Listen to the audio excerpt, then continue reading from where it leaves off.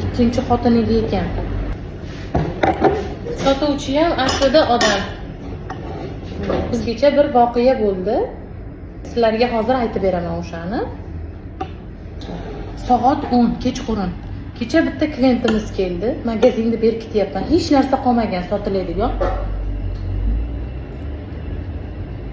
Menga kelib klient tort qilib bering deyapti-da. Bizning ham uyimiz bor, oilamiz bor. Men tort qilishni bilmayman, klientlar. Men sotuvchiman.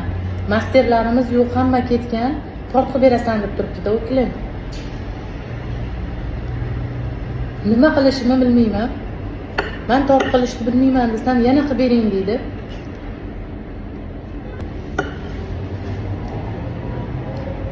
Vaziyatni tushuntirdim. Tort qilishni bilmayman dedim. Nimaga tort kerak sizga shu soatda desam, nimaga deb o'ylaysizlar?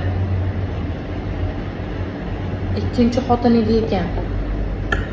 Ikkinchi xotinimga tort qilib bormasam uyga kirgizmaydi deydi. Birinchi xotinlar indamay kirgizadi.